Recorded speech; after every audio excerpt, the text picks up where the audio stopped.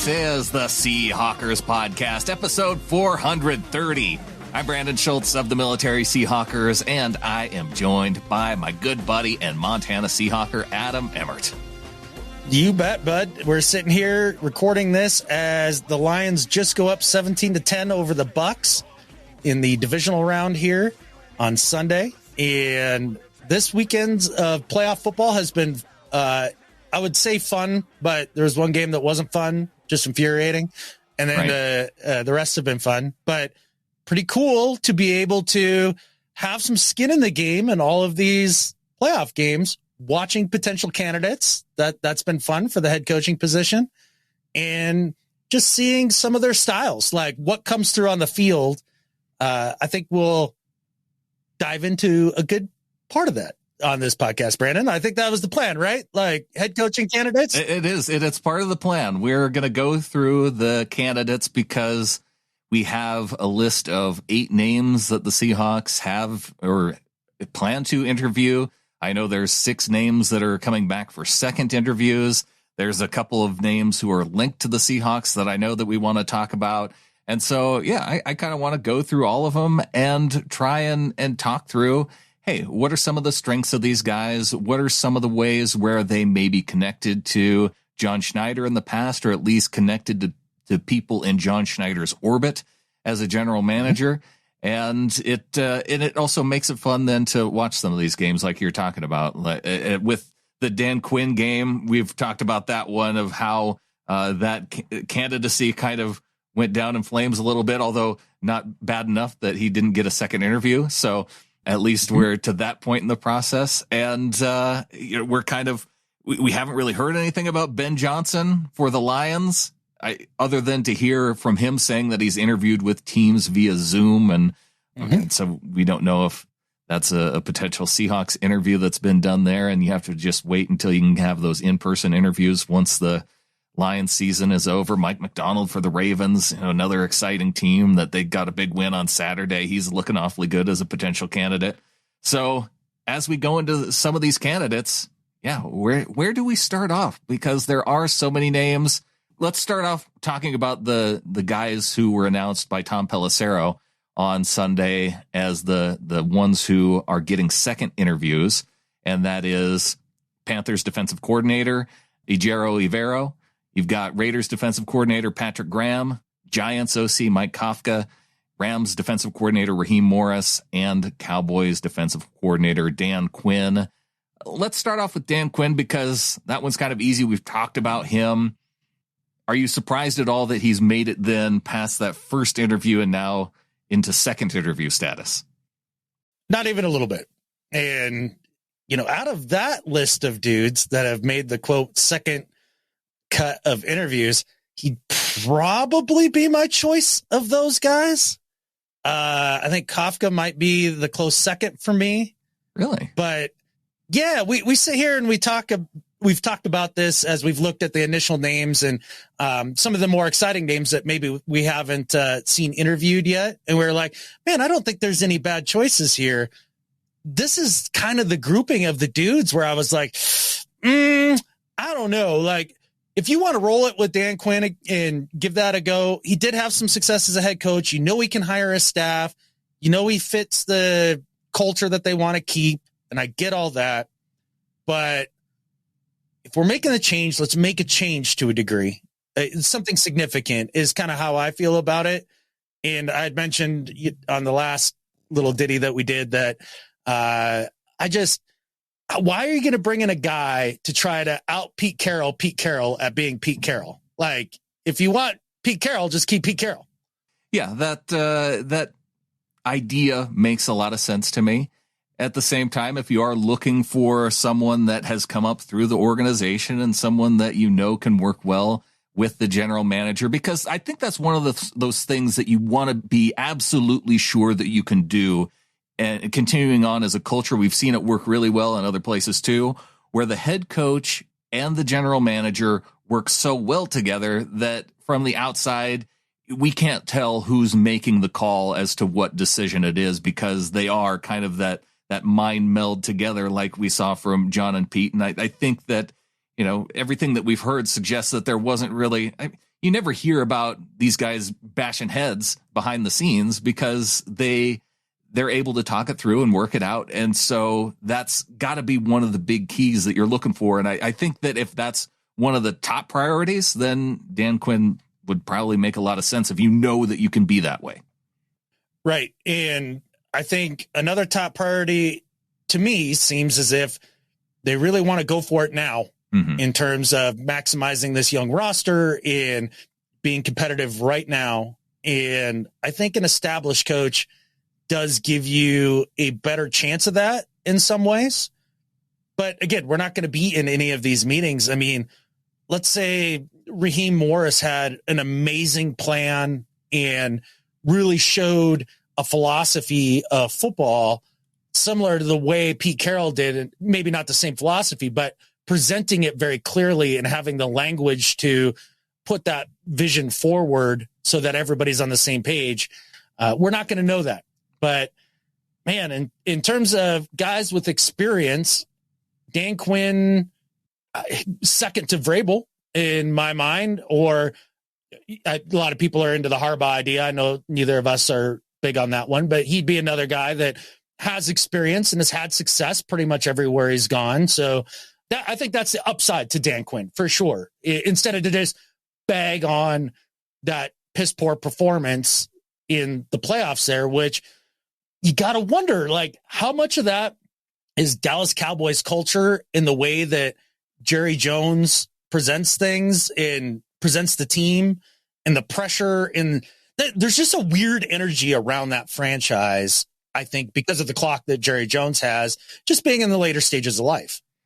There does seem to be an internal dynamic that I don't think, I wouldn't necessarily throw it in as a disqualifier, that performance, because I get that same sense that there's something else there. It doesn't look great. And obviously there's going to be a segment of fans that are going to be completely turned off by that. And it's understandable. Get it. I totally get it. Yeah, I do. And it's got to play a factor, right? Oh yeah. Yeah. I mean, I don't like it. I would much prefer to hire a coach who's coming off of success than not, or at least be in a game that's relatively close. And that game was not close at all. Yeah, maybe we could, when we're done with each candidate here, should it be a scale of 1 to 12, like how we feel about it, or like an A, B, C, D, E, or, A, B, C, D, F type grade if they were to hire that guy? Like, how would you want to do that? Let's go through them and talk them through, because you may have some things that I didn't consider. And so maybe we wrap with kind of maybe pick our top three of how we're looking at things, because as you're talking about Dan Quinn and the things that come along with him, kind of that go for it now mentality, if we're staying in that similar theme, then Raheem Morris also makes a lot of sense in terms of having some coaching experience in his background as being the lead guy in an organization. He was the guy who took over for Dan Quinn in Atlanta and had a couple of years as head coach. Both times, though, that he's taken over as head coach of an organization, it's been as an in-house hire. He was the one who took over for John Gruden when he was let go in Tampa.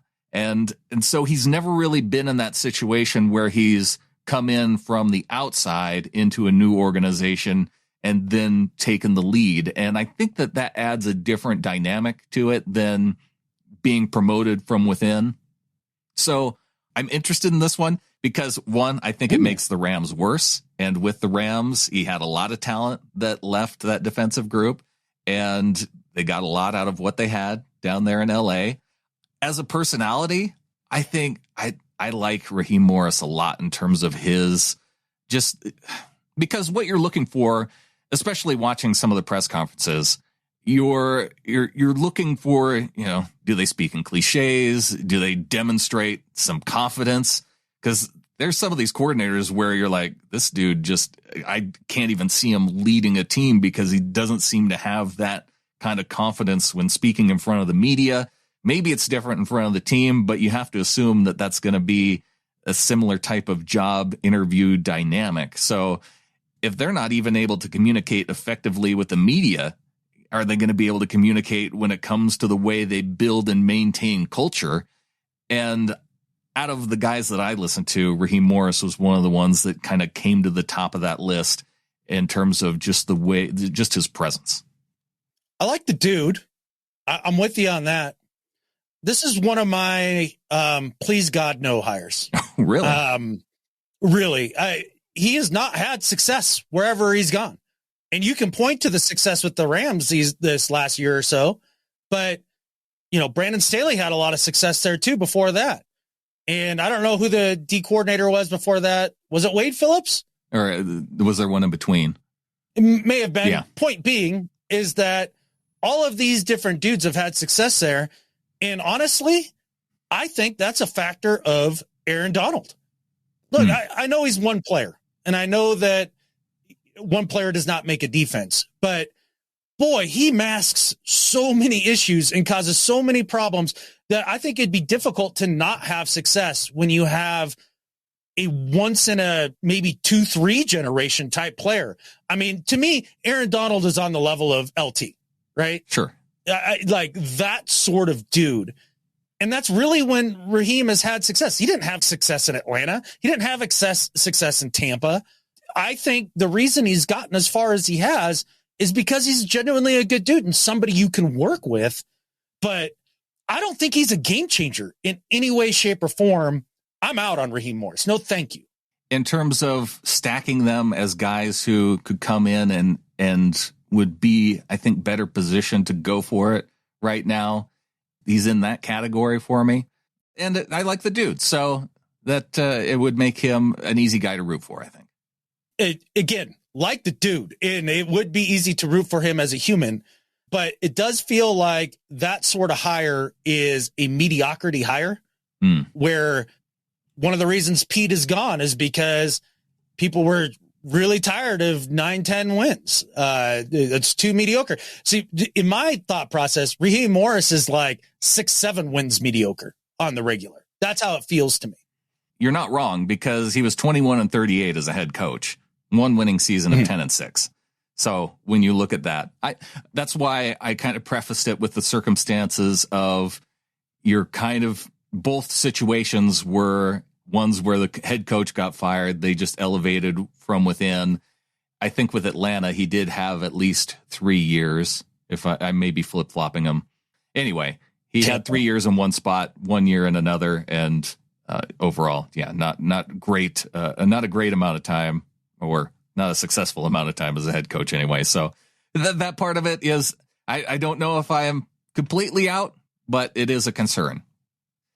Next up, let's talk about one guy who didn't make the list of second interviews, but was reported to have an interview with the team. And that's Texans offensive coordinator Bobby Slowik. And he has an interesting background because he has some offensive assistant, defensive assistant type work in his background.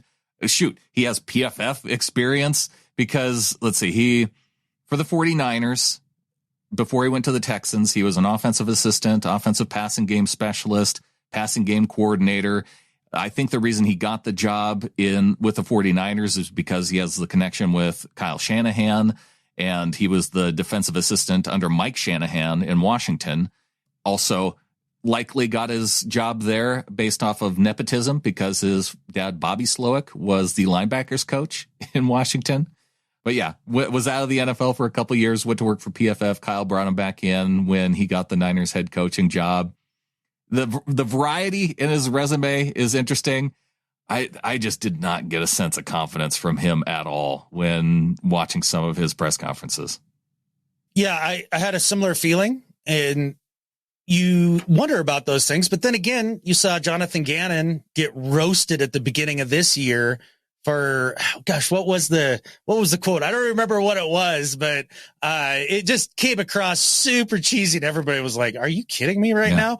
And then you saw the team go out and improve and play hard for him throughout the year. So it's hard to judge off of that. I do like the diversity in terms of being on the defensive side a bit, on the offensive side a bit, as much as it pains me to say, because Mike Shanahan, I couldn't stand him as a personality when he was coaching, but gosh, he was damn good. Yeah. And they've been damn good as a family, throughout the years in being in coaching. And then you've seen a lot of the folks that have been around those two peel off and have success. So I like that.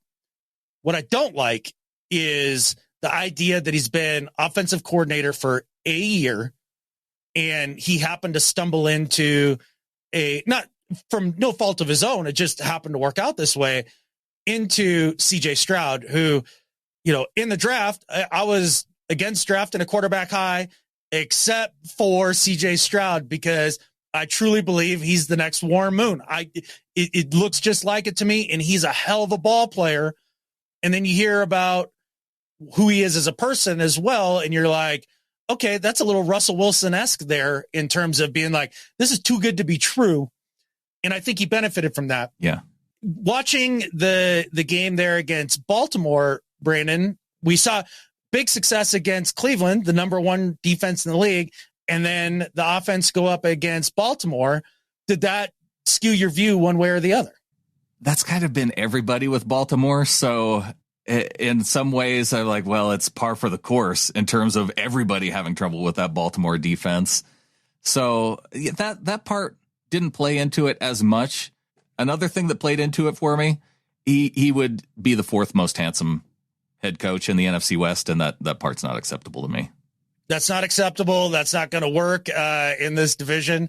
I think when I watch those two games, Brandon, and just a little bit of Texan stuff throughout the year, what bothers me about Slowik and the way that he approaches offense is it is big, long chunk plays. Like he's a down the field type offensive coordinator in the passing game.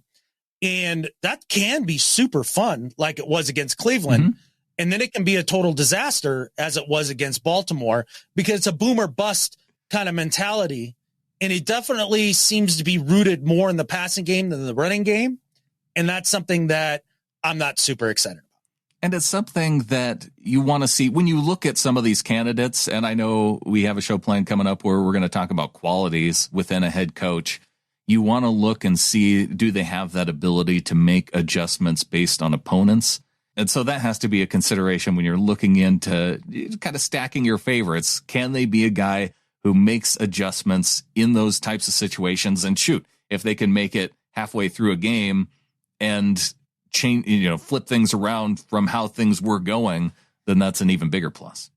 For sure. And I guess we probably don't have to worry about it much, because it sounds like he didn't even get a second interview. So, well, you don't know either, because these are guys who are both playing this past weekend, because we didn't see Ben Johnson as a name that he was on the list of guys to interview, but he wasn't on that list of guys coming back for second interviews.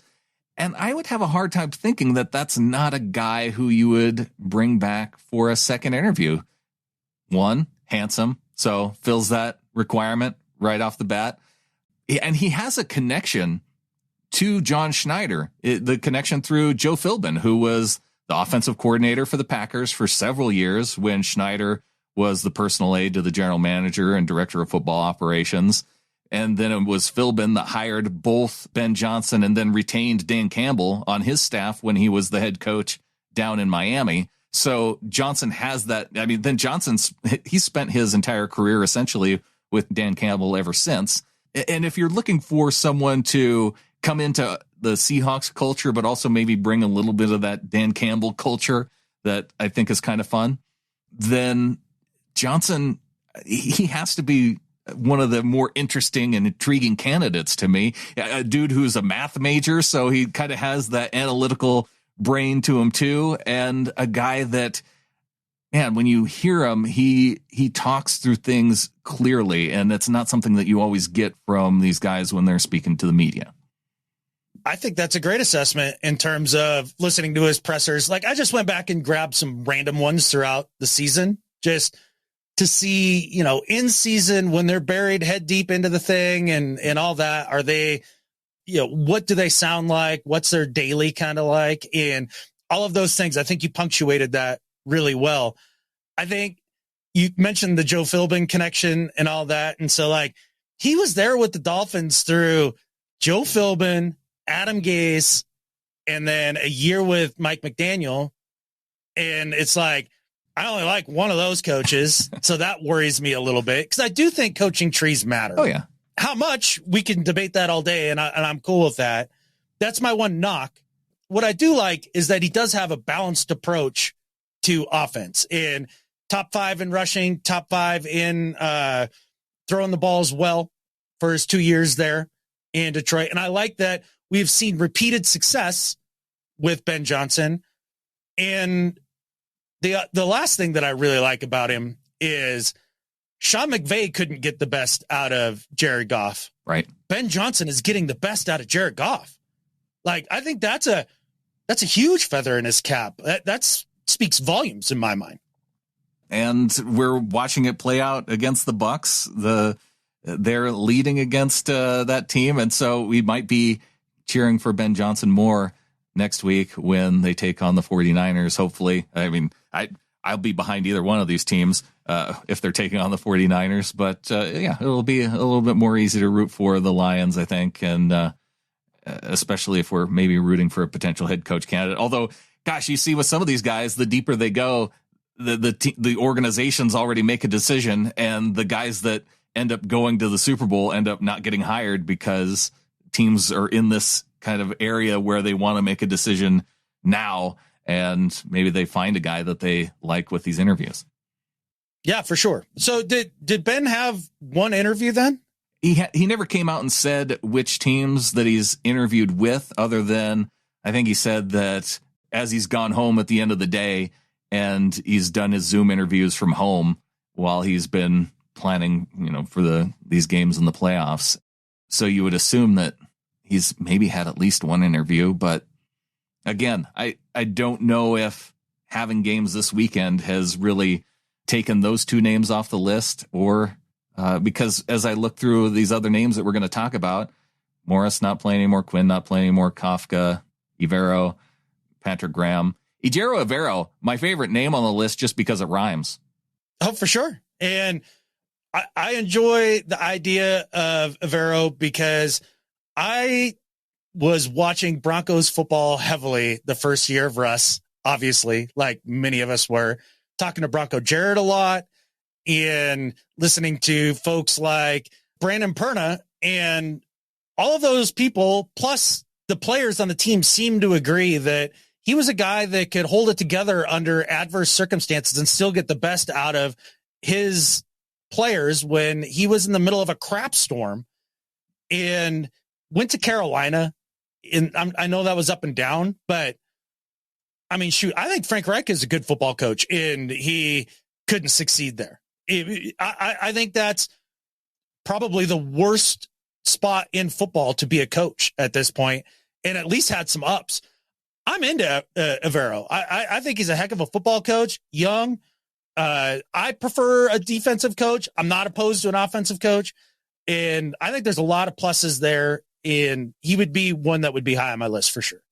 There is some poetry, too, if Evero came in, because he also played the game, also played defensive back at a California school, at UC Davis. So there's some parallels there to Pete Carroll. That's kind of fun.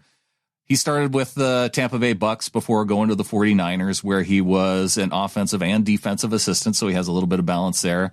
He was hired by Dom Capers to join the Packers staff in 2016, and Capers has that connection with John Schneider, and Capers has actually been both a senior defensive assistant for the Broncos and Panthers the last 2 years. So it's like he's almost following Evero as in kind of a mentorship role. The concern about, though, with that is that with Capers appearing to have that heavy influence, man, I look back at those Dom Capers defenses, and yeah, the mid-90s Steelers, they were really good, but he was more of a defensive coordinator for primarily offensive-driven teams, and he just never struck me as a guy like is a legendary defensive coach, other than longevity. Yeah, I don't know that I think of him as legendary, just like you said there, but for the majority of his career, he was pretty damn good as a DC. Yeah, he was good. He's good. I'm fine with that. And also watching Evero's, since you told me the right way to pronounce that, I'm struggling every single time. I have to double clutch because I want to say Evero every time because that's what had been drilled into my brain. But with Evero there, you saw what he could do with talent on a defensive football team with the Broncos. I'm into it. Young guys seem to rally around him. Yeah, I like it. And another guy who is, shows some kind of presence in front of the media and communicates effectively, I feel like. That's a leader of men. Yeah. Yes. One of the guys who I think is kind of a dark horse in terms of being a leader of men and maybe a name that I never really even considered is Patrick Graham, the Raiders defensive coordinator, and a guy that I kind of, knowing that he's spent a lot of time with the Patriots organization. Josh McDaniels was the guy who brought him in to Vegas and was the linebackers coach of the Patriots team that we faced in the Super Bowl. I was like, I don't even want to consider Patrick Graham because, screw that guy who's part of the team that beat us at the Super Bowl. But the more and more that I watched some of his pressers and got into his background, like here's a guy who studied sociology when he was playing football at Yale. And so I get the sense that he has both the football analytical mind and then also the people analytical mind. And just when you hear him talk about like how much fun he had this past year coaching the Raiders defense, and I just get a sense of personality from him that I didn't necessarily get from some of the other guys. And he seems to me like the more, like if we're moving on from Pete, who always was out there having fun, he seems to fit that type of mold more so than some of these other coordinators. And so I could really see myself cheering for Patrick Graham and totally outside of the type of guy that I thought he would be as one that came up from that Bill Belichick system. Interesting. If I'm looking at this list of candidates, Patrick Graham is a hard no, absolute, please God, never no. Personality, great. That's fine. Wait, hold on. What if he also comes with Max Crosby? Like that is part of the package. No. Hard no. Look, I understand that he was with the Patriots there for a good while. You're going to look good on the defensive side of the ball when you coach underneath Bill Belichick. Just ask Matt Patricia all about that. To be brought over to the Raiders by Mike McDaniel or by Josh McDaniels. Right there. Anything Josh McDaniels touches, no thank you. None. Not only that, but then you look at it and you go, oh, wait, he was with the Giants twice. The second time he came back around, he was hired by Joe Judge, an absolute disaster. He's coming from the Las Vegas Raiders, a franchise that is the complete definition of dumpster fire in terms of culture in a winning way and all that for the last however many years. I don't want a dude that has been steeped in bad culture, bad organizations, hired by bad coaches. No, thank you. This is easily the bottom of my list.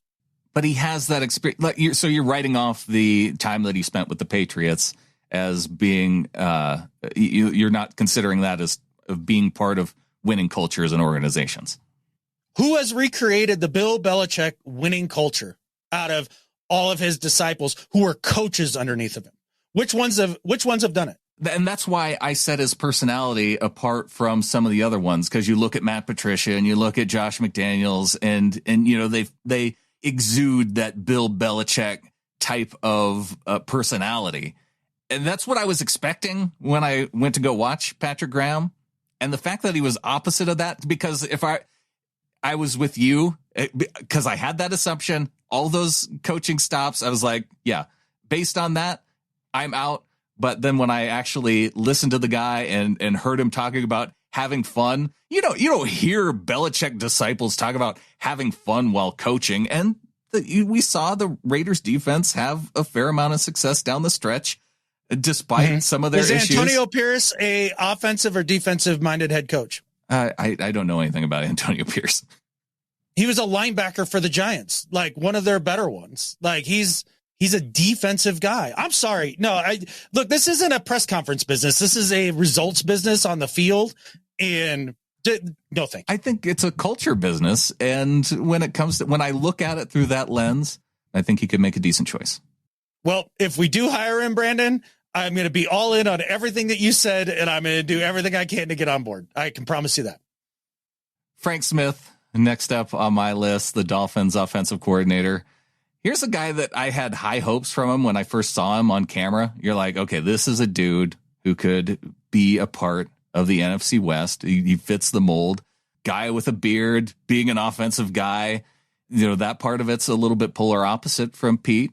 But he also kind of was opposite to me in terms of being a communicator, because a guy that was not exciting when you listen to his press conferences. He did not inspire and instill that idea of I'm going to run through a wall for Frank Smith.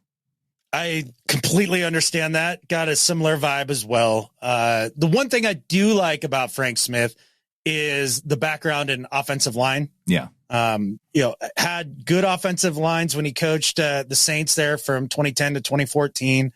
And then I have the same problem with Frank Smith that I have with Graham. He was with the Bears from 15 to 17 as the tight ends coach, dumpster fire of an organization. With the Raiders from 18 to 20, what success did they have there? I mean, I guess Brandon Waller was there and he was a tight ends coach and he made Brandon Waller look good. Okay.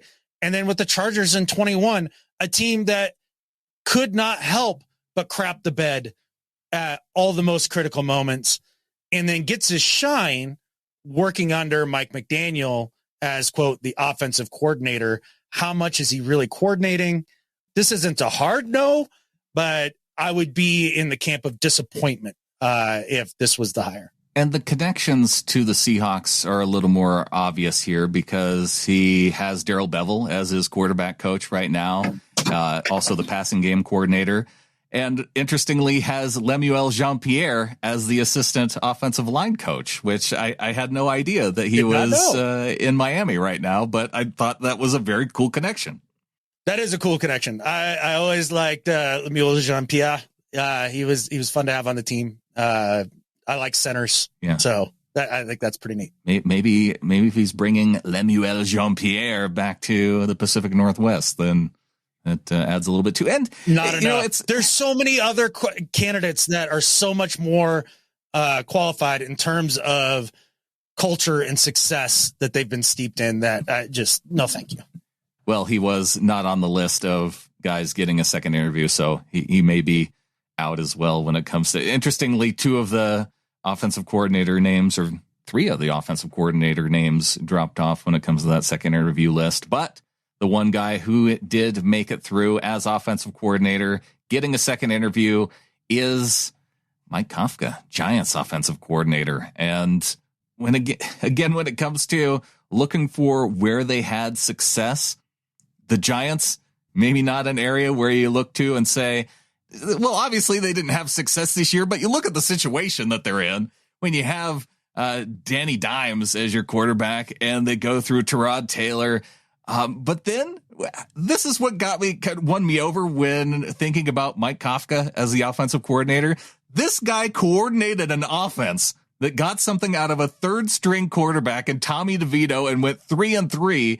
If you could do that with your third string quarterback, then I'm kind of interested to see what you could do.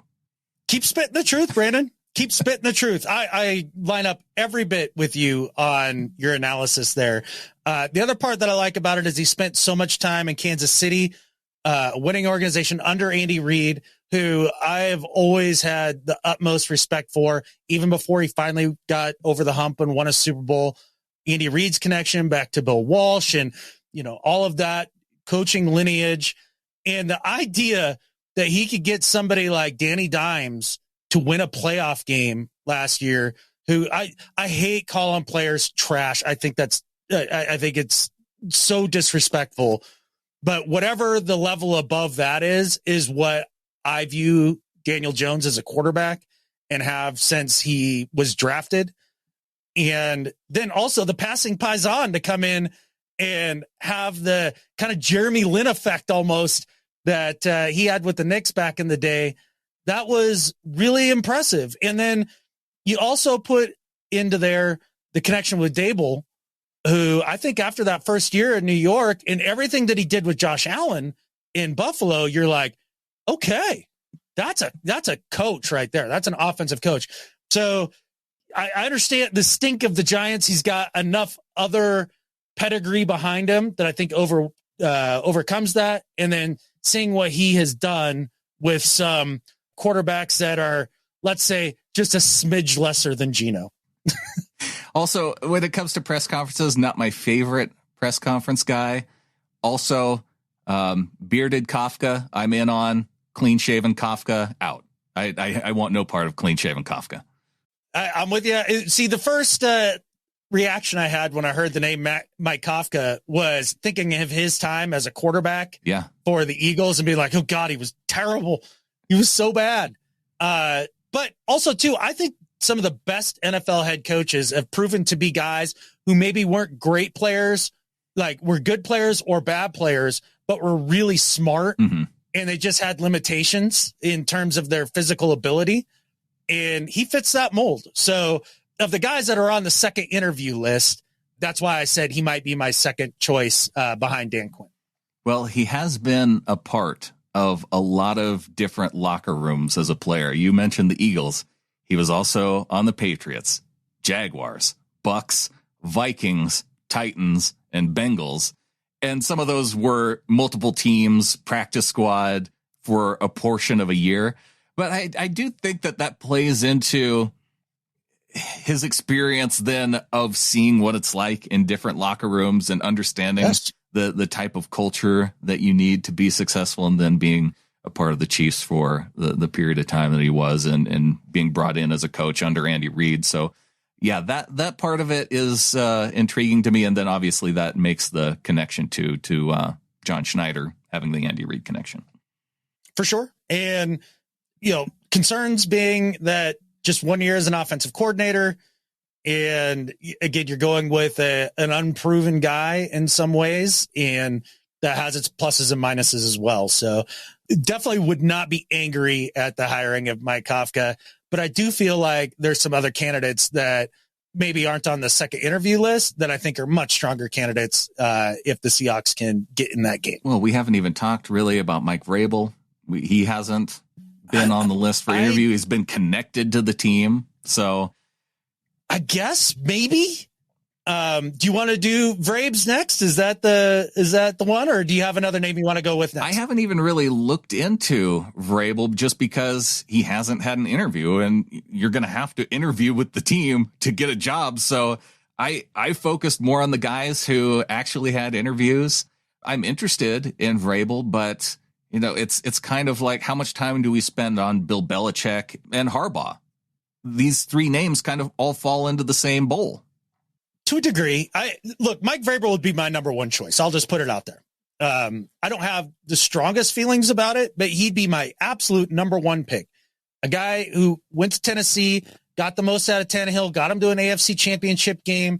He didn't cut his teeth coaching underneath of Bill Belichick. Right. He was a player. And so that gives me a little more hope there. And again, falling into that category of a very good defensive player, maybe not a Hall of Famer. I don't know. Is he a Hall of Famer? I don't think so. I don't think so. He's good, but usually the Hall of Fame type guys that you bring in to be coaches, they just, who was it? Oh, it was Matthew. It was Hasselbeck who was talking about Robbie Tobeck and Walter Jones. If he was to pick between the two to coach up a dude on the offensive line, he's like, I'd pick Tobeck every day, not because Walter Jones isn't a great person and a great player and one of my good friends, but when I've heard him be asked by other players, like, well, what do you do about this? He's like, well, you just go do it. Like, what's the problem? Because they were great. Yeah, they have that skill. And it's like, well, why is this hard for you? Because I'm just awesome at it. Just go do what I do. Right. Where he's like, well, Tobeck could break it down to you on a fundamentals technique and really teach the position. And I feel like that's where Mike Vrabel falls. I think the downfall to him would be he didn't get along with two different GMs during his time there. And you talk about having that symbiotic relationship. seemingly must have had a falling out with the owner as well, because it's not like he was terrible in his last 2 years there in Tennessee. I thought he got the most out of the roster that he was presented with. And then his overall demeanor is definitely a more no nonsense, hard-nosed guy, which I think that change would be refreshing for the organization. But then you heard John talk so much about wanting to keep that culture and maybe being part of the mandate from Jody. I think maybe those are the things that are keeping that apart.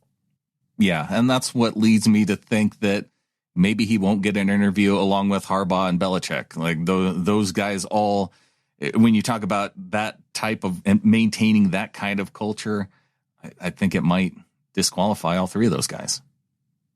It very well could. And I guess we'll find out. But yeah, it doesn't seem as if he's on the radar at this point. So with all that in mind, let's do our top three. Oh, did we get through all the names? Did I miss anybody? Okay. Oh, so you're only focusing on the dudes that are on the list, because I think Mike Macdonald has been connected to the team, right? There was at least a request for an interview. Yes. Okay. Let's hit on Mike Macdonald for a minute. And because, yeah, I think he's one of the names that he would probably be in my top three for sure once he gets an interview. And maybe he has interviewed via Zoom, but not on that secondary list. Yeah. Let's hear some of your thoughts on Mike Macdonald. I think one of the biggest things we need to find with this next head coaching hire is aggressiveness, and especially defensively. I'm so tired of soft zones and playing not to lose and that sort of thing. And I'm watching that Baltimore defense these last couple of years, and he plays an aggressive brand of football and is very multiple, shows the simulated pressures. That's something that we didn't see a ton of out of the Seahawks. And I look at that defense of the Ravens and I'm like, they're very talented, but I don't think they're massively more talented than the Seahawks.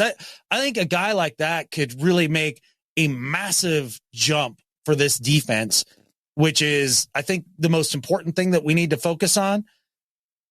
So Macdonald would be super high on my list. A little milquetoast in his interviews, though.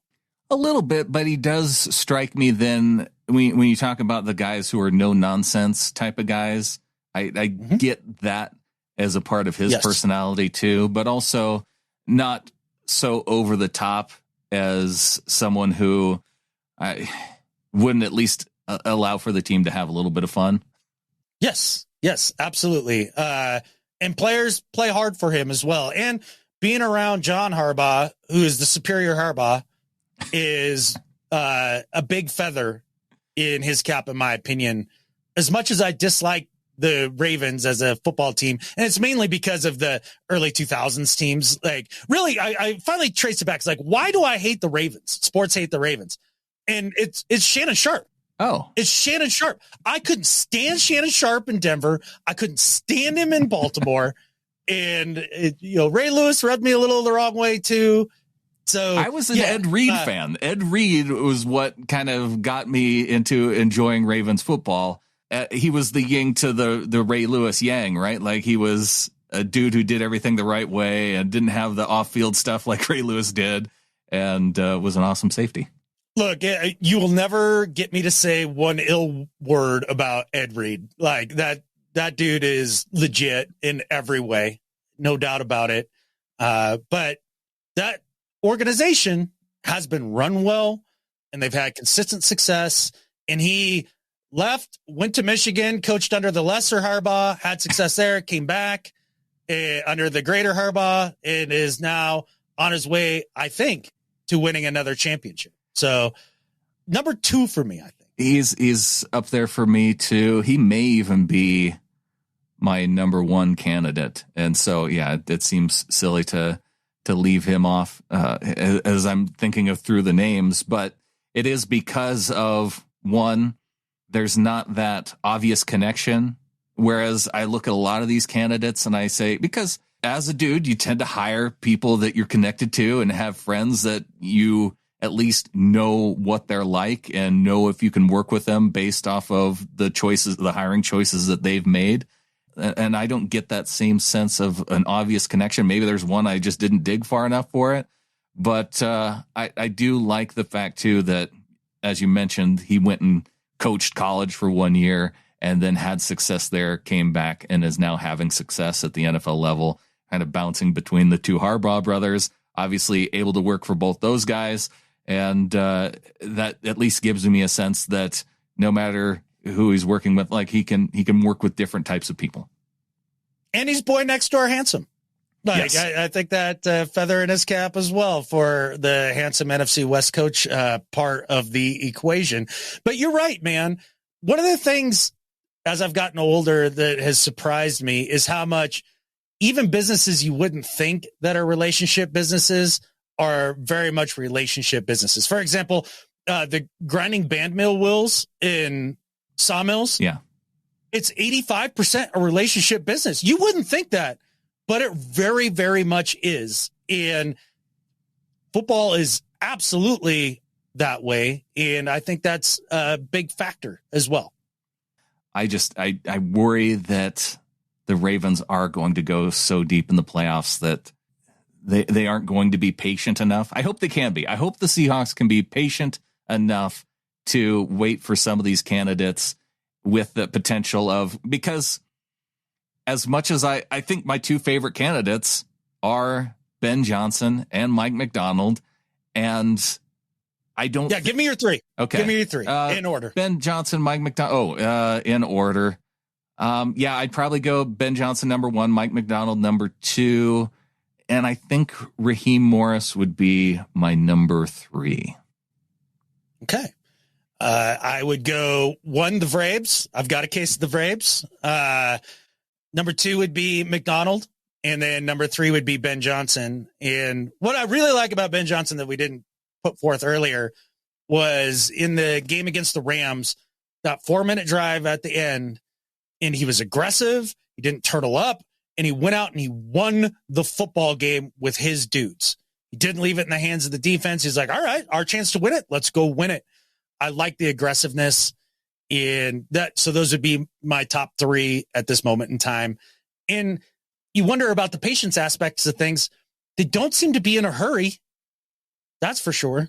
I think the fact that they're doing second interviews with such a large group too, it leads you to suggest that they're doing their due diligence. And I look at that list of all the guys that are getting their second interviews, and I don't see anybody who I'd be really super sad about losing if they were to get hired by another organization. That's kind of why I'm at that more, that idea of leaning towards patience rather than pulling the trigger right away. I'm with you. I'm 100% with you. That list of the guys on the second tier there, or the second cut of this round of interviews, a bit underwhelming in my opinion. But if I were to choose my number 4, it'd be Dan Quinn. Number 4 would probably be Patrick Graham for me. I'm telling you, I fell in love with the press conference interviews. I fell out of love with the results. Yeah. Because that's where I put him up against Dan Quinn. And I say, well, Dan Quinn, there are some of the results-oriented things that I do like. He went to a Super Bowl, so he has those types of... Because I do think it is important that when guys make the playoffs with a franchise, they have a background of knowledge to build off of to get the team through that process, the playoffs. And at least Graham to me had that with the Patriots, to where I could see him, working back on that level of knowledge, that it balanced out the Dan Campbell stuff in terms of especially how things went down the road. Dan Campbell has the 28-3. See, that's the tiebreaker right there. Patrick Graham on the positive side of 28-3, and Dan Quinn on the negative side. I was gonna say, if we can get Dan Campbell, do it tomorrow. I'm all in on the kneecap biting. Oh, did I say Dan Campbell? A couple times, but I just wanted to make sure that we got it clear. When I said Dan, I'm also watching the Lions game, and that probably built in too. But yes, when I said Dan Campbell, I meant Dan Quinn. It's easy to get your Dans confused. I get it. No problem there. But I think that Dan Quinn has had more sustained success over his career than somebody like Graham. Like there's just. That's fair. Yeah. That's just how I feel about it. I'm curious. Like, I have a feling if we want to fight over who our number 4 is, we can. I mean, we can go at it. Yeah, sure. Yeah. There's very few of the candidates that I would be truly bummed about. But to be fair, before we started this podcast and when Pete Carroll was hired, I was not excited. I was definitely not excited. I looked at Pete and I thought the rah-rah stuff was over the top and it wouldn't work in the NFL. And he had that background in the NFL that was not, he did not have that success at that level. And it had me concerned. It is interesting that we don't have any college candidates at all on the list. Yeah. It doesn't seem like they're looking heavy into those ranks, and I'm fine with that. I am too. Yeah. Because it is, I mean, the college game. Look, Nick Saban couldn't cut it as a head coach in the NFL, but he's the greatest coach ever in college football. Right. And I think the reason to that is that the college game is simplistic, it's slow, and it's much easier to have success there as a coach because the coaching's watered down, the schemes are watered down. I just don't have a lot of respect for the college game. There is one college coach that I am curious about a little bit, and that's Jesse Minter, who coached that Michigan defense this year. Oh, okay. And he did spend time as part of Harbaugh's staff with the Ravens. So he has had some of that professional experience. And I guess he's named as the interim head coach at Michigan now. So maybe they're trying to hang on to him while Jim goes NFL coach shopping. Yeah, it feels like he's going to end up with the Chargers, right? Yeah. Angry Jim. And if you're Minter, you probably go ahead and take over that Michigan program thinking that, hey, I've been left in this really good spot and let's go. It probably doesn't make a whole lot of sense for him to interview for NFL jobs just yet. I'm with you on that. I don't know a thing about Minter, so I can't speak with any intelligence on that. I don't know anything about him either, other than watching that Michigan defense reminds me a lot about how the Baltimore Ravens defense plays.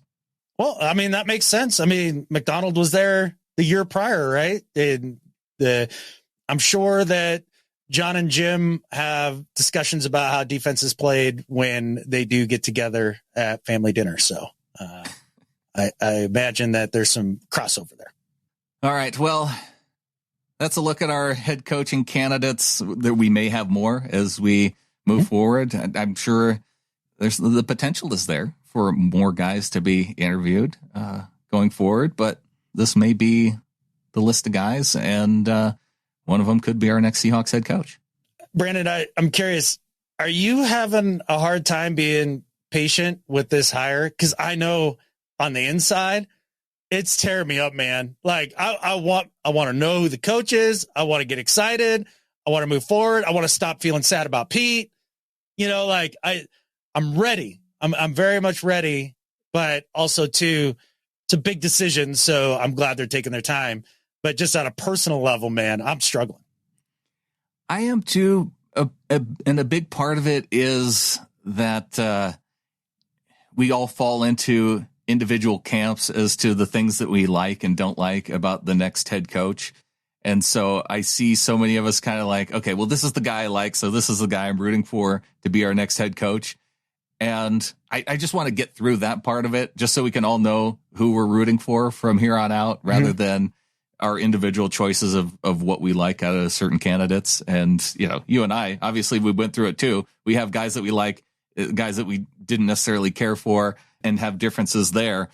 But I think that there are qualities in all of these candidates that I could see myself getting behind. Yeah, for sure. In terms of the different camps, I think the biggest you're kind of speaking to, right, is defensive or offensive coach. And I would prefer a defensive coach, I think, only because we need more help there. And then secondly, the brain drain on the offensive side of the football the last few years with all the head coaches being hired feels larger. So my guess would be is that there's more quality candidates, top tier candidates on the defensive side of the ball. Shoot. And even when I say that, like leaving Evero out of my top 3 or 4 feels like a misstep. I think I'd take him over Quinn. But with that said, not opposed to an offensive minded guy either. I think there's real merit to the argument of hiring an offensive guy as well.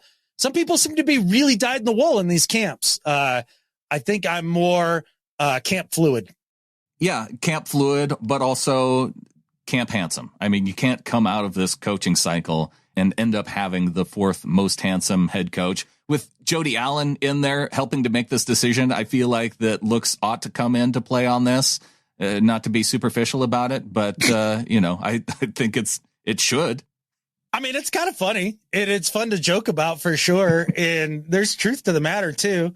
So basically, you've got to out handsome Jonathan Gannon, right? I mean, all 3 of my top 3 guys made the cut in terms of quality, good looking dudes with Ben Johnson, Mike Macdonald, Raheem Morris. I think those top 3 make a lot of sense. Sure. Then. Yeah. There's not many fugly candidates, so that's nice. It is, because these are guys that we're going to have to be cheering for, and that plays a part in it too. I don't know. I'm just saying, it just seems to have mattered. Mike Vrabel's voice, I don't know if I can get over Mike Vrabel's voice. Oh, okay. It's a little bit annoying for me. I hear you. I understand that.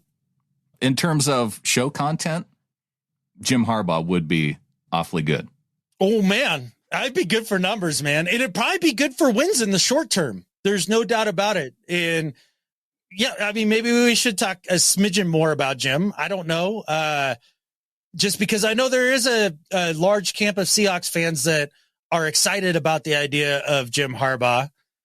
I guess my biggest problem with Harbaugh is he burns bright and burns fast, and he burns through organizations quickly. And the organizations that seem to have the biggest struggle staying relevant are the ones that are mired in change and culture change and all that stuff year in and year out. And it's probably my biggest concern with Jim. Well, in terms of with Jim, though, and that idea, he would then make the most sense of a guy who could come in right and pick it up right where you left off. And if you think that you're close, and this is the guy to really deliver it and put you over the top, he might make the most sense ultimately. The hilarity of Jim Harbaugh replacing Pete Carroll with the history and everything there is tough to top. That is tough to top. And look, his resume does speak for itself. There's no doubt about it. But I'm pretty sure that the Harbaughs, like whoever Daddy Harbaugh was, I don't know his name, but I'm pretty sure that he also looked like he was worried that all the puppies on the planet were going to die at once at all times, just like Jim and John. They seem to practice it at all times. Like watching John at the end of the game the other day against the Texans, like they're up 3 scores. They've got the ball. They're clearly going to win. And yeah, I think he was thinking about a new pandemic or whatever other house of horrors that you would have that worried face for. It doesn't breed confidence, man. Yeah. Jack Harbaugh, Jim Harbaugh, John Harbaugh. Yeah. All. How do you not forget? How do you not remember Jack when you have Jim and John? I'd heard the name and I know it was rattling in the back of my head, but yeah, I couldn't pull it. Yeah. He also has some of that same worried face from some of his photos. So yeah, it's definitely within the family tree that if you're a Harbaugh, you must look worried when you have that very serious moment. Fortunately, some of the family photos, they are smiling together. So that's nice. They could turn it on. I mean, John's got a nice smile, no doubt about it. But yeah, just something I noticed that I was just like, man, I don't know. That's something that does bother me. And I just overall Jim's demeanor, it just rubs me the wrong way. It always has, always will. Maybe it's just because he was the Niners head coach at one point, but I don't know. I can't see him and John Schneider working together really well. That would be a tough one for me too, but I think that it's something that I would consider more once there's actually news of him interviewing. With you. So with all that said, we've looked forward to who may be our next head coach. Let's get to our former coach, Pete Carroll. And I know we've got lots of emails from folks, questions, things that folks remember. And I want to make sure we talk a little bit more about Pete, because this is our first flagship show since Pete Carroll has left us. And so we've got some Pete Carroll to talk about on the back half of the show. Let's get to it.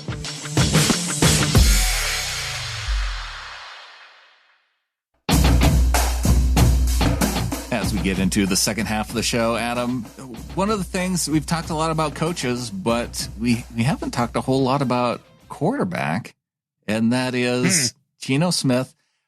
Interestingly, didn't hit a lot of his contract escalators, so he comes into 2024 as a very appealing candidate as in terms of his compensation versus what he's been able to deliver historically. But one of the things we don't know, with a new head coach, with John Schneider taking over the reins, do we know what we got some clues, I guess, just because Schneider talked about Geno a little bit in the press conference.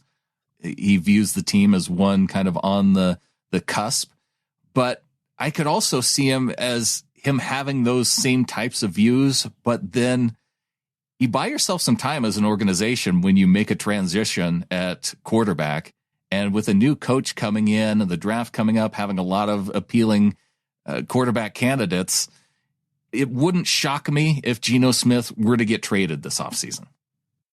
He won't be traded. Geno Smith will be the week 1 starter for the Seattle Seahawks. Mark it down. It doesn't like it. That is what will happen, just because of performance versus contract value, just like you were talking about, trying to keep some continuity through a head coaching change with a guy that has experience, a lot of experience in the league, that can help lead, especially if you hire a young coach. And at this point, I'd be stunned if they don't draft a quarterback at some point in this next draft, only because, and I haven't looked into him yet, but from just what people say, that this quarterback draft class is relatively deep. And so that they could have a shot at a guy that you're like, maybe. And even if they draft that guy, let's say it's Penix or whoever, right? The Bo Nix drops down and they're able to snatch him, first round. Like, okay, fine. I can get on board, but it would take so much to beat Geno out in camp, because Geno Smith is not Matt Flynn. It's not like you're going to draft somebody like Russ and beat out somebody like Matt Flynn, who's bottom tier in the league. Like, Geno's a very good NFL quarterback. And especially for a new head coach, I think you're going to want to try to keep a little of that stability. And that's why I bring up the idea of a trade more than a competition, because I agree that if it came down to it and you're drafting a dude and Geno's there, Geno's likely going to win. But I look at some of the situations that some of these teams are, like the Cleveland Browns, and thinking, there's a team that they're a quarterback away. They could see Geno Smith as an appealing guy that because of his salary cap situation and all the money that they're paying Deshaun Watson, if they decide to move on from that, maybe Joe Flacco is old enough to come back, but I don't think he's healthy to make it through an entire season. So you're looking at that type of thing. I kind of like the idea of Geno going and really having a redemption tour, especially somewhere out east, kind of where he grew up near West Virginia and went to college in West Virginia anyway. I think that could be fun. And who knows what the Browns would necessarily give up in terms of draft value that then could allow you maybe some fluidity within the draft and maybe get the guy that John Schneider ultimately wants. Possibly. I think the Browns is almost an impossibility, just because I think they almost have to run it back again this year with him to see if they can get anything out of that boneheaded investment on a terrible human being. Well, that's what I mean. If they're that boneheaded to make that, well, maybe then giving up a bunch of picks for Geno would seem smart in comparison. but I think that maybe you could fleece an organization like that a little bit. See, I look at a different type of Huckleberry here, and I think the Giants would be our Huckleberry. Like, that, to me, that's a team that you could trade for. Gino's talked about his time in New York as being good as a whole. I mean, short of being thrust into the whole Eli thing and not his fault and not necessarily ownership's fault, just a bad coach. Dable would be appealing, I think, if you're Gino. But it's clear you can't go with Danny Dimes. And I don't know how that contract is structured, but that seems a lot easier to get out of and or eat than Deshaun Watson's contract. So possibly, I think if you want to talk about just fun things for the Browns and the league and storylines, Baker's a free agent this year. And how if you're Baker Mayfield and they tell you we're going to bring you back and you're going to start over Deshaun Watson, like, I know they treated him terrible and it probably would never happen, but boy, there's got to be some part of you that's like, yeah, dude, I'll come back and do that. You betcha. And then you all get to have an admission of guilt that you were totally wrong in that decision. That would just be a fun storyline. But it's already a fun storyline with him going to the playoffs and the Browns, missing out on or losing in the first round and doing it to a rookie quarterback. When you think, man, if the Browns only had Baker Mayfield this year, maybe they go a little bit deeper into the playoffs than they did by making that decision, because it makes me happy knowing that the Browns made such a bad decision right there. Getting rid of Mayfield and moving on to Watson. Yeah, they got what they deserved. I mean, karma's a catfish, no doubt about it. But I'm not sure that this version of Baker is light years better than that version of Joe Flacco that we saw at the end of the year with the Flacco Sons. I think I think he can handle the pounding that you take at quarterback more so than old Joe Flacco at this point. And for sure. And I think they have probably a similar amount of talent at this point in their career too. So yeah, I don't know, it's fun, but a lot of storylines in the offseason when it comes to quarterbacks. One of the quarterback storylines from these past couple of weeks that I found interesting was the return of Russell Wilson to Seattle, seeing him back in town for Pete Carroll's going away party. Yeah, that was cool to see. Cool to see that entire group of guys get together and celebrate Pete. That was definitely a warm fuzzy as a 12 for me personally. I think that was a little bit of a bummer was that KJ wasn't able to be there because he was doing what we do. He was doing a show and couldn't be there. Get off of YouTube, KJ. Get to the party. Oh, hey, man, business decisions. He explained it well. Not that I was mad about it to begin with, but yeah, just super cool to see the former players rally around coach and try to bring him up for a change in a low moment when it had been the other way around for so many years. And it was bittersweet, to say the least. But it was cool seeing Russ back. It's been cool to see some of the messages that have come in. DCH sent in he posted a message in our Facebook Ring of Honor. And one of the things that I think has been discussed around Pete is so much of the coaching profession is, what have you done for me lately? And kind of took exception to the fact that Pete hasn't given us anything lately. He says one thing to take into account with the quote, what have you done for me lately perspective, unquote. After watching all the messages from players flood in over the last 24 hours, it's clear that what Pete did for us lately is create a culture of love, compassion, and respect for players as people beyond the field. I know I'm in the minority here, but I actually love sports for the people, not just my team's outcome. I have wholeheartedly loved cheering for our Hawks through the Pete Carroll era because he established this culture, and it's clear that the entire organization lives this culture every day. I'm concerned we could become something else. I think that's what Pete did for us lately. He's made being a Seahawker incredibly fun and meaningful. I'm forever grateful. From DCH. Not surprisingly, I agree wholeheartedly with the DCH there. The what have you done for me lately thing? It's like win football games.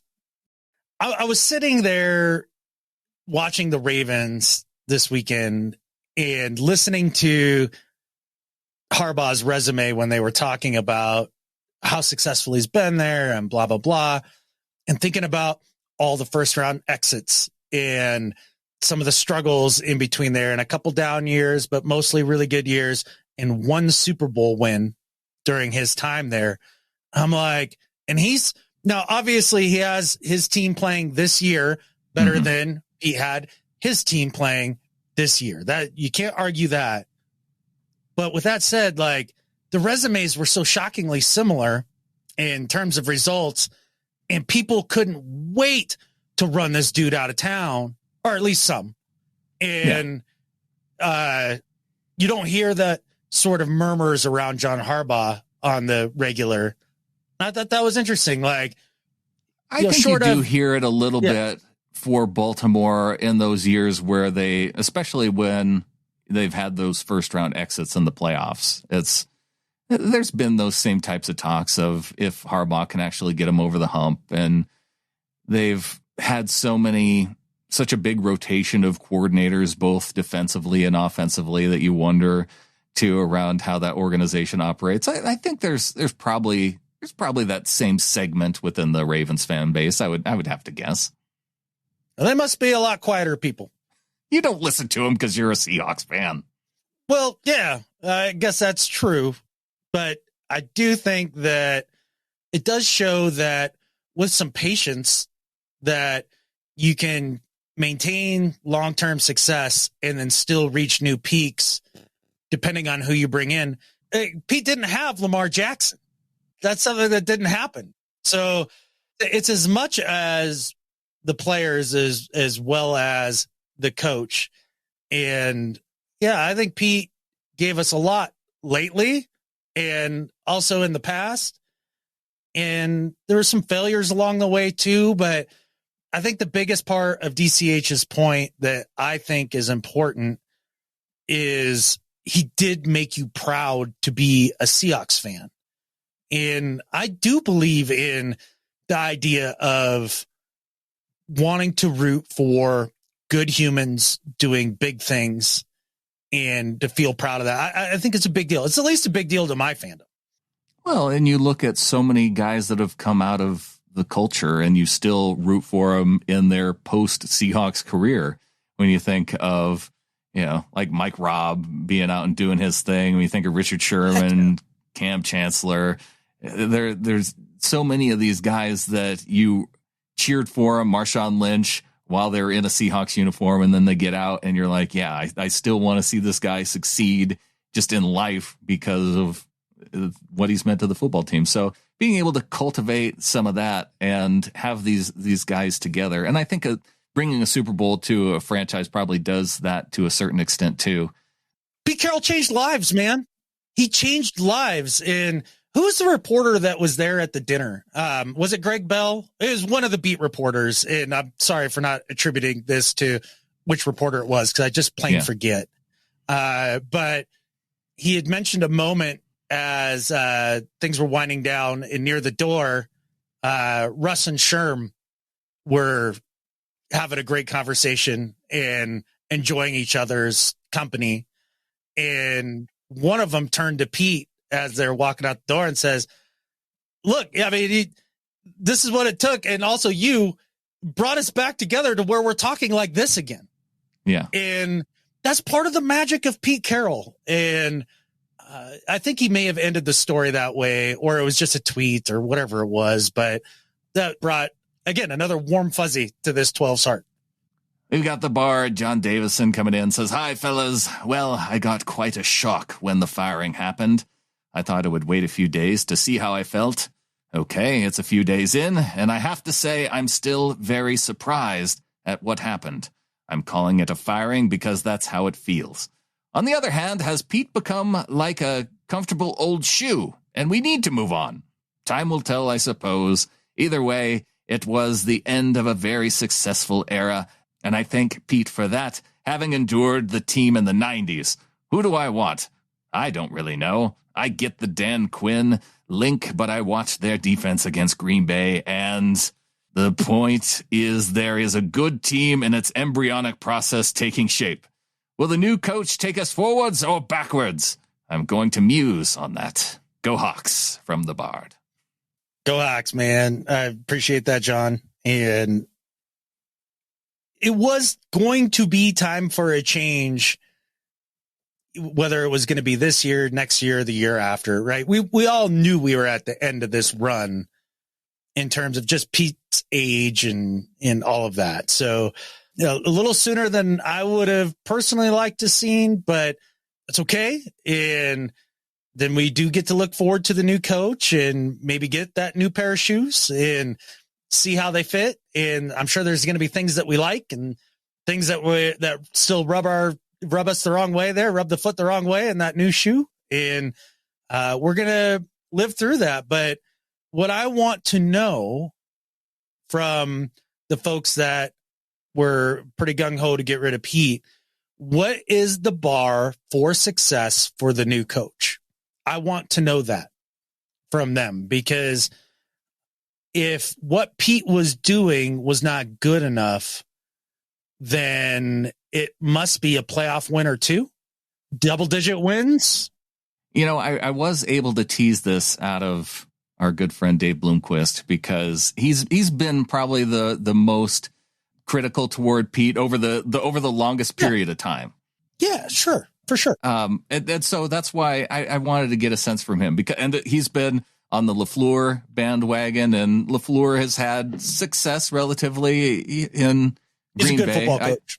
I would say that he's had more success over these last 5-6 years than Pete has in Seattle. So, you know, Bloomy was on top of that one, but hasn't had that type of success where you go, you know, he hasn't delivered a title. He hasn't been to let's see. Did he take them to a championship game at some point and then lose one of those? I don't think so. Anyway, I don't think so either.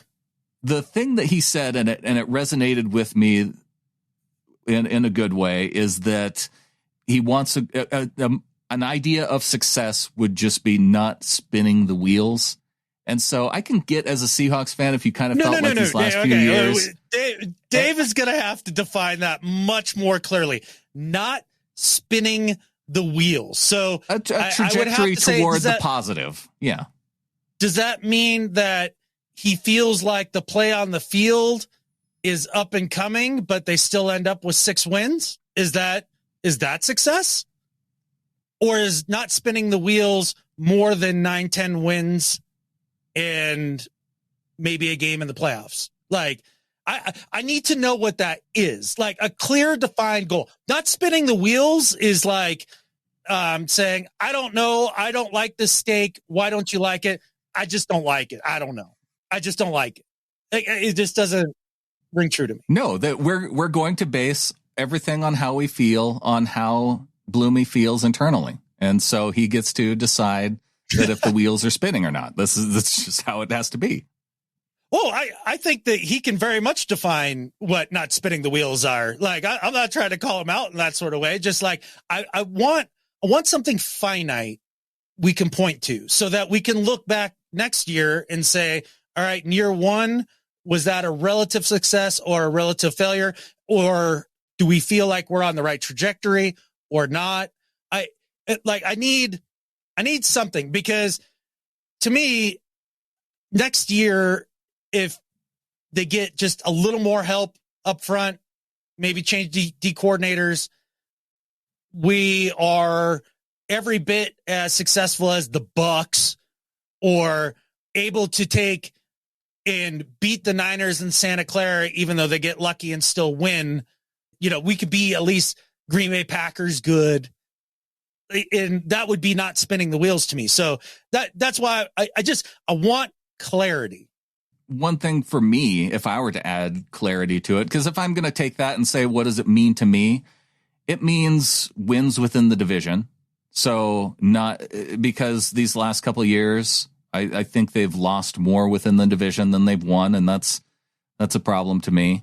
So I would see improvement against divisional opponents. And then when they find areas that they seem deficient in, that they're addressing those and building off of them. So the last couple of years, like we've talked about with the run defense and looking at it and going, hey, defensive line, interior could be a problem. Linebackers could be a problem, and it not being addressed. Now we can point to John Schneider as being more of a part of that than we could say Pete Carroll, because that part of it's been decoupled. I think those two things would be at the top of the list probably for me. I think those are very solid metrics. I really do. If the trench play on both sides of the ball becomes more consistent, then the run defense and the running game offensively will take care of themselves in a way, right? Because it's all based right there. So I'm going to have to see marked improvement there, like legitimate. You can point to it and be like, this is obvious. We all agree that we are better in those two phases of football. And the idea of being more competitive against the division rivals, Brandon, you had brought that up the day that Pete was fired and we talked about it, or the day after or whatever. And I was still mad. So I kind of just blew it off. And, but you're right. You're absolutely right. That had become unacceptable for sure. And definitely was a big part in us now moving on. And I am so sick of looking at Sean McVay's smug face. I am so sick of Brock Purdy and the Niners getting lucky when they are thoroughly outplayed in the playoffs and like moving on, like watching them have unearned success in some ways. Like, yeah, if we have a more competitive impact against those two teams, I'm going to feel a lot better, especially with the Cards, I believe, up and coming, although they're going to make the mistake of continuing to roll with Kyler.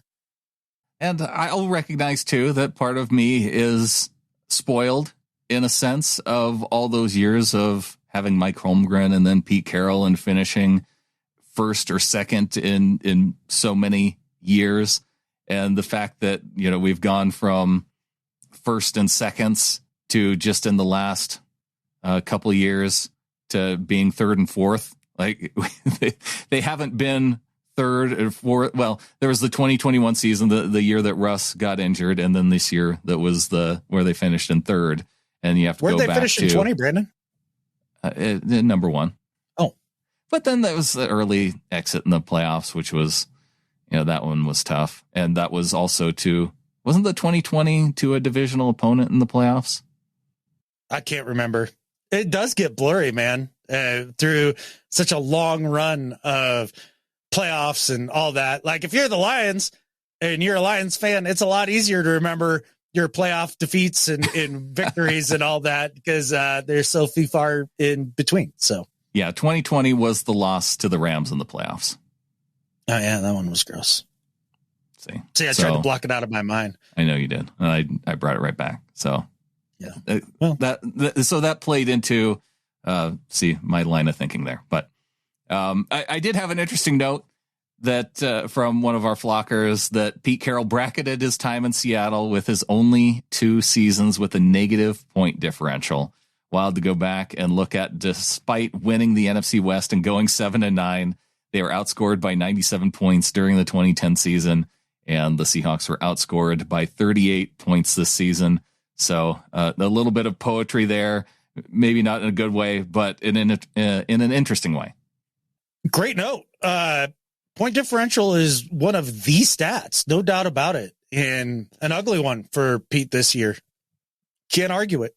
And it's not that the firing was completely unjustified, but golly. You weren't ready. You weren't ready. Still not. But I'm working on it. Yeah, it's going to be a process for everybody. Some people are ready to move on, like Bloomy, 5 years ago. So it's a little bit shorter of a time frame to get ready, and probably a little bit more excited for this going into the hiring season. And I am excited about that because we're going to have lots of stuff to talk about in this off season, and we're going to be doing it thanks to our members of the flock. Want to thank our executive producers. We've got DCH, Becca Christensen, Brian Shaw. We've got John DeSmartu, Garen Taylor, and Has No Clue. And we've got new executive producer coming in, an anonymous donor from the Bay Area of $200 coming in, Adam. Dude, that's amazing. Appreciate that. Even I'll take dirty Bay Area money, no doubt about it. If you run into Britt the next couple days, say hi. She's down there celebrating a friend. So it's she's hanging out, having a good time. She said that the vibe in San Fran last night was not the vibe that I had after that game. That's for sure. Yeah. I was so angry, man. That made me so mad. How many non-picks can Purdy throw when he throws like completely pickable footballs? Like how many? The Packers had every opportunity to win that game. I know. Every opportunity. And they outplayed him the entire game. They outplayed him the entire game. I mean, turnovers ended up being a big factor because they were down inside the red zone, went for it on fourth down. That counts as a turnover. They actually, the ball that bounced up in the air off of the dude's shoulder pad, the 49ers get that interception. And then they missed a field goal, near the end that then allowed the 49ers to drive down the field and take the lead. And those three things it offsets the missed opportunities of Brock Purdy throwing it right into dude's hands and them dropping the football. I guess what was annoying is watching the Green Bay defense basically put the clamps on the San Francisco 49er offense, all except for that last drive. They had lived off of 3 big plays up to that point. That was it. They hadn't done jack other than that. And then watching Green Bay march up and down the field consistently and just dominate those 2 phases of the football game. Young team, though, it's hard to close out games in the playoffs and all that. I get it. It's just they don't deserve it, and I can't wait for them to lose in the championship game. Catfish those guys forever. I'm so sick of just how lucky Brock Purdy is. How is that man that every time I watch that man play football, he throws at least 2 to 3 balls that are easily picked off that just somehow aren't. And he's only paid the price a couple of times against the Browns, against the Bengals. Like, just what? How many? Did he sell his whole soul to the devil to get this lucky? Or was it Kyle Shanahan? Or did he just do is it a prorated thing? Maybe 30% of his soul every year that he gets away with this crap? But I feel like Jesse Pinkman from Breaking Bad, at the end of that series, he's talking about Walter White, he can't keep getting away with this. That's how I felt through that game. Just unbelievable. Brock Purdy, the NFL's Walter White. There it is. And he's such a nice kid. If he was anywhere else, I'd root for him. I liked him coming out of the draft. I can't stand this. Everybody thought Walter was a nice guy too, but we got to see the true Walter through that show. So maybe we need a deep dive into what Brock Purdy's got going on outside of football. You want to know what his inner Heisenberg looks like? I do. Okay. We've got Brian Shaw, who came in at $100, executive producer. Thanks to Brian for continuing to executive produce. Crushing it. We've got 2120 coming in from the Seahawks' final win of the season. Love that we got one final winning score donation from Stephen Kirkpatrick to close out the year. Dude, Stephen, you've been awesome all year. Thank you so much for that. And it was absolutely better to go out with a win than a loss. I don't care about the 2 draft spots. I don't, and I never will. Jeremiah Johnson coming in as a 1212 member, also coming in with a $15 payment via PayPal. So Jeremiah coming in all kinds of directions into the flock. I'm going to pretend that this Jeremiah Johnson is a singer named Jeremiah Johnson that I once saw at the Top Hat in Missoula and bought his first CD, which was unbelievable. That it's that same Jeremiah, I'm sure of it. Yeah. Okay. Well, we've got that Jeremiah and we've got Mark McGuire. So we're building our list of flockers with famous names. Yeah, absolutely. We'll have the non-celebrity flockers. Well, speaking of true celebrity flockers, we've got our Pick'em overlord, Evie, coming in. Oh, boy. I hope that she does not have to bring down the fire and brimstone this week.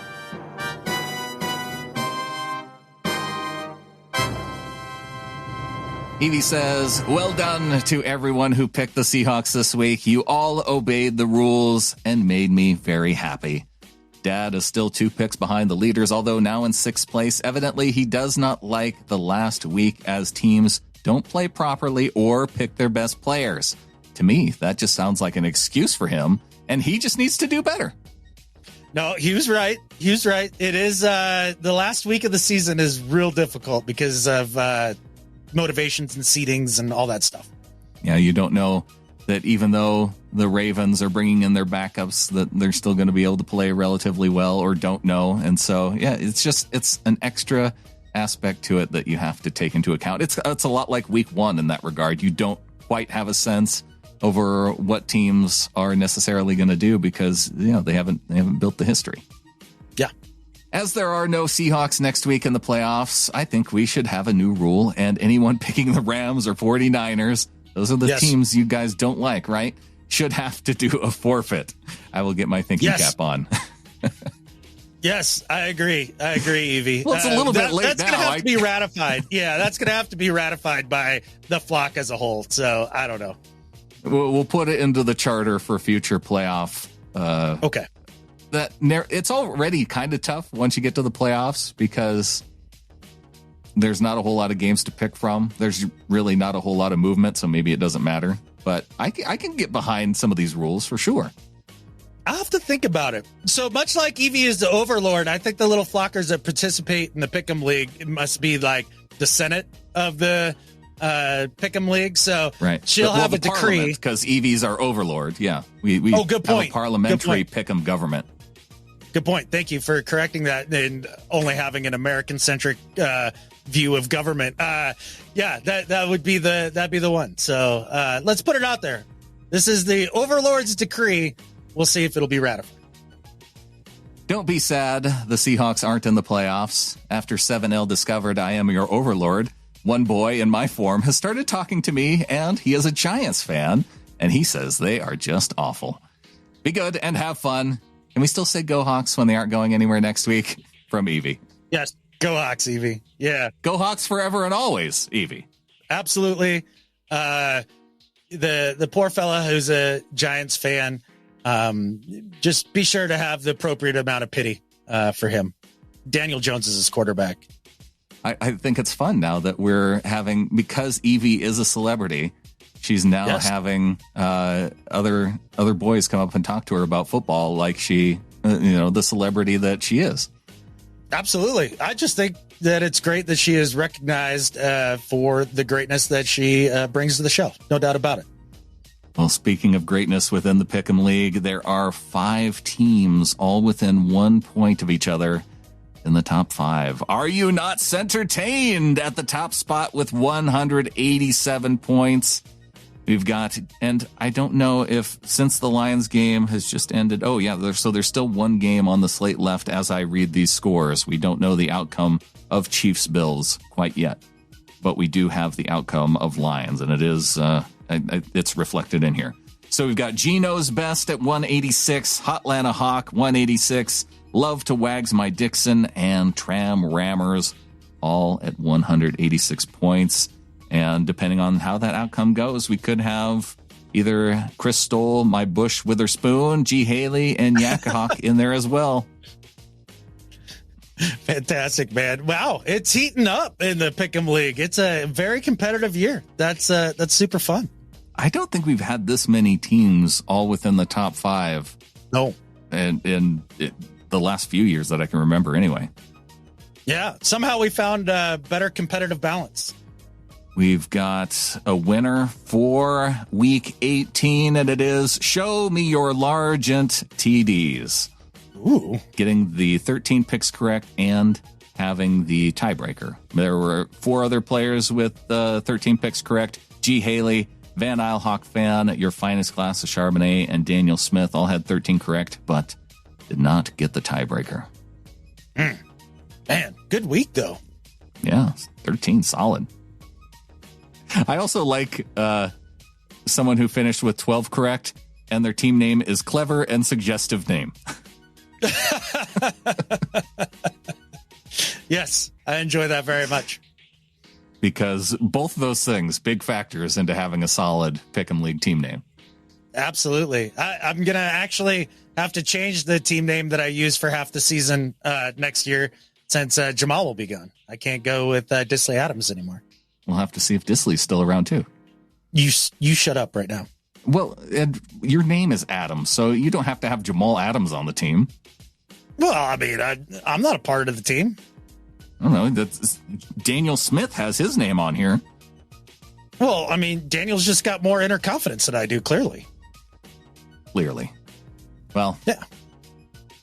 Good luck to everybody in the Pick'em League these last few weeks. I think we're going to allow picks from within the division, but I'm not going to be happy about it.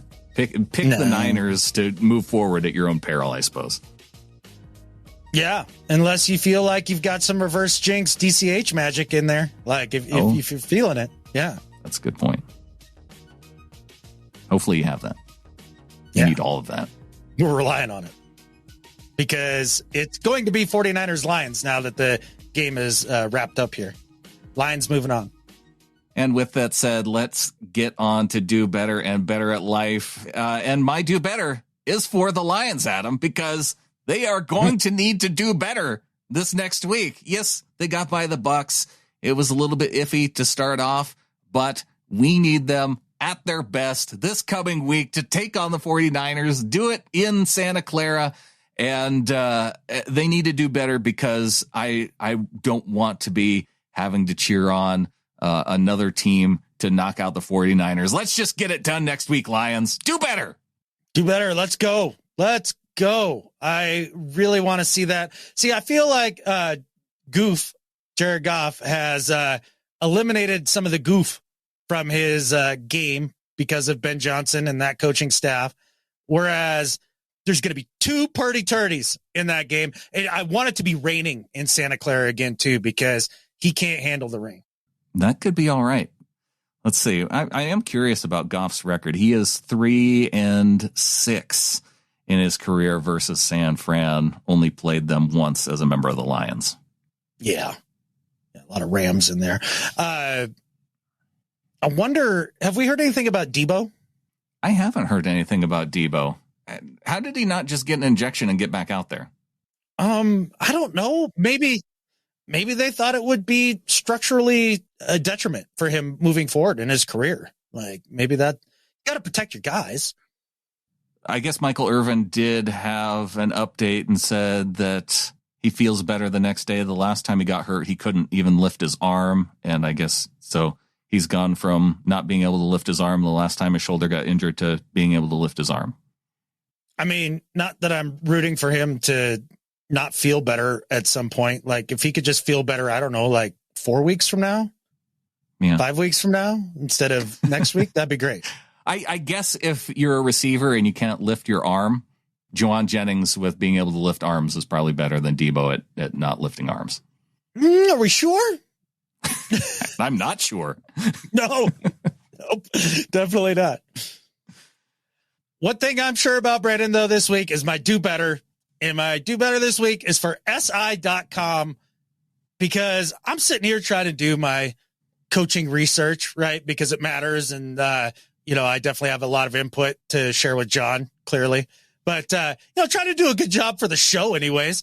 And there was an article that Corbin Smith had written, actually, and it's a darn good article. He really does a nice job going through the candidates and giving you a little backstory and a little flavor to each one of these guys. And it was nice work, really.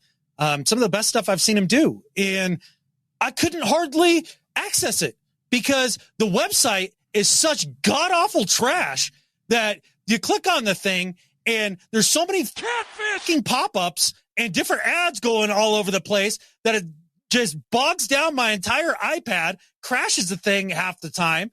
And I couldn't even get through all the coaching candidates because you get down to about 3 or 4 and there's so many ads going at once for them to try to keep getting them checks. Your SI.com, your catfish loaded. Just knock it off just a little bit, man. It's just ridiculous. And made it so that I couldn't enjoy a good article that was going to help my research, all in the name of greed. SI.com, do better. now that Sports Illustrated has lost their licensing deal, they've actually made a ton of layoffs. And there's talk about maybe even the actual physical magazine no longer being published because they don't have some kind of licensing agreement in place. So this could be a symptom of the bigger problem. Well, I don't care. It was screwed up my life, and I don't want to hear any excuses from SI. Like, get your licensing poop in a group, and let's go. That would be weird if there was no SI magazine, though. I know. They've just put all of their effort into, instead of actually publishing a magazine, now they put their efforts into pop-up ads.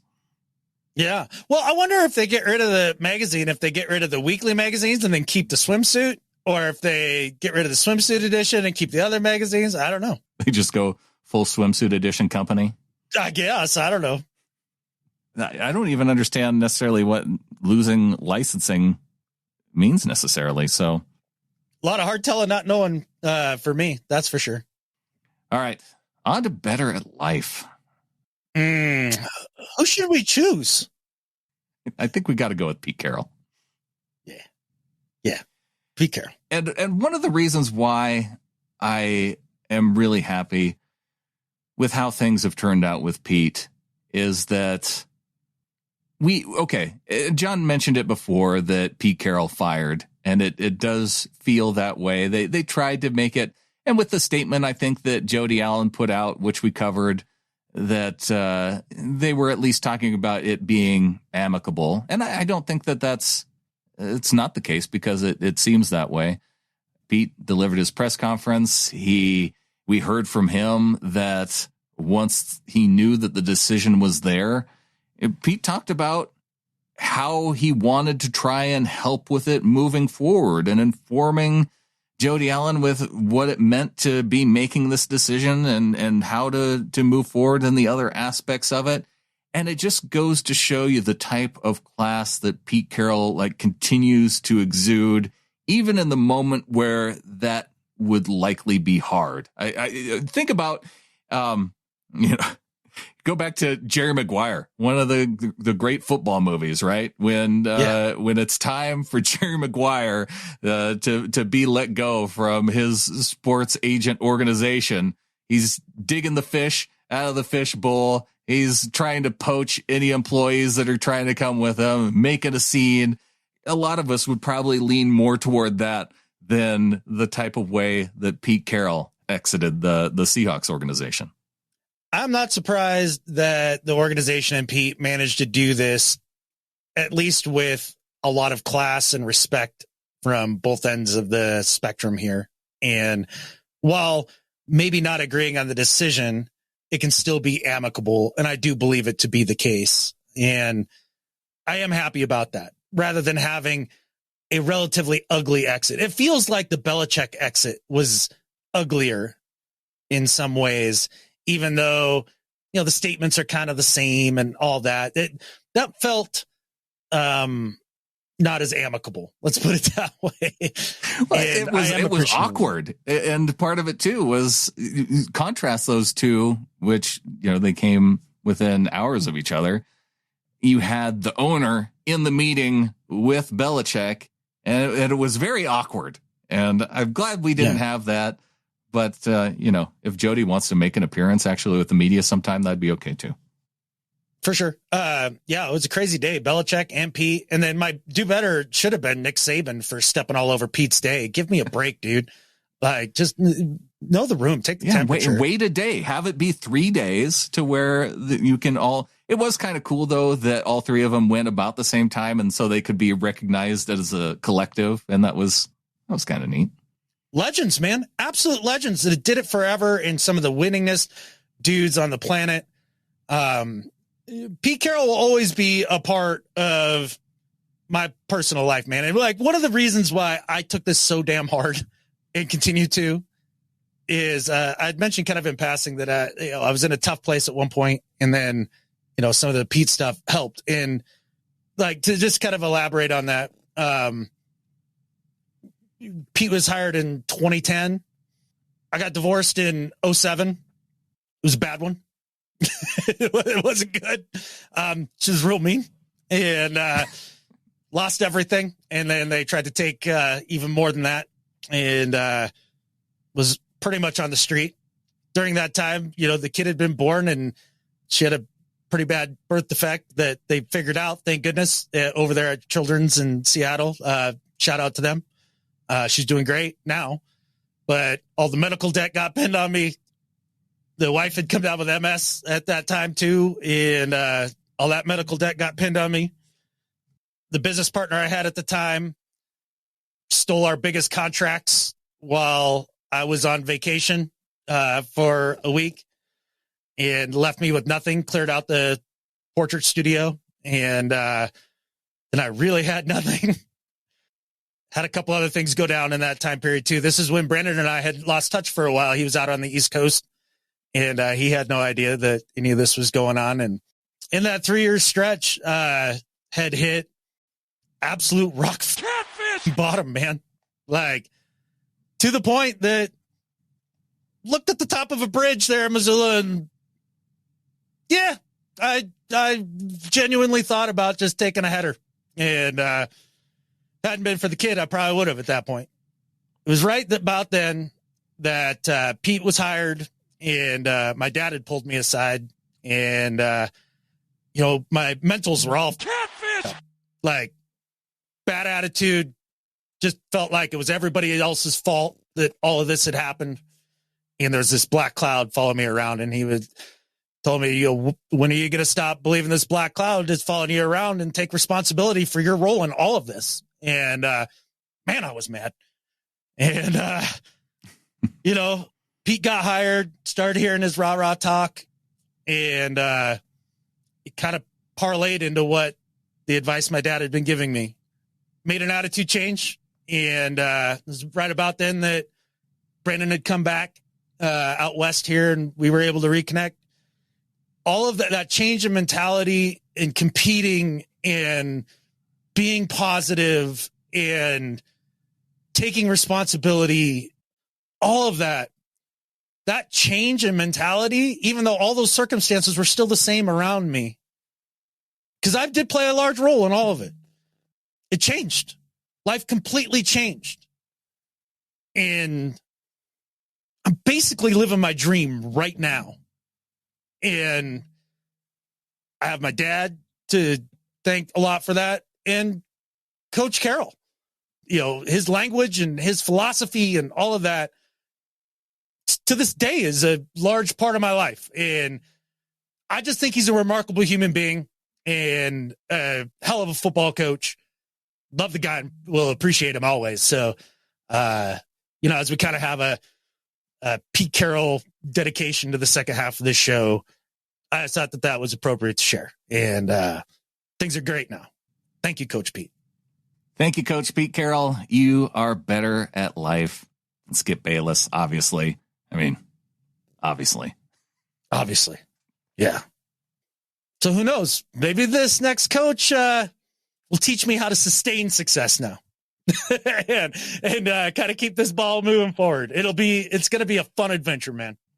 Well, and whether or not the new coach can do that either, we've still got Pete Carroll to look on. And just as we've cheered on our other former Seahawks throughout the seasons, I'm going to be cheering on Pete Carroll, as long as he doesn't go to, I don't know, like the Rams or something.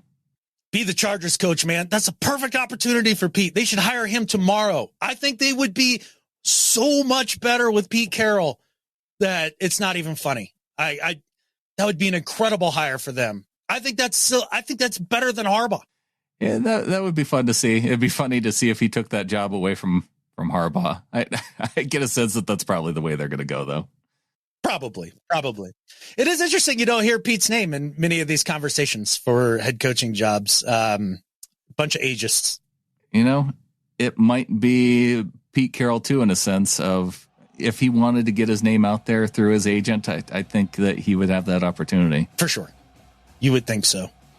But hell of a run. Maybe he's just happy being the guy on the other end of the text line advising John Schneider through the remainder of his contract. Whatever it is that makes Coach Carroll happy at this point in his life, God knows the old man has earned it. And I think with that, There's only one thing left to say. Go Hawks. Go Hawks.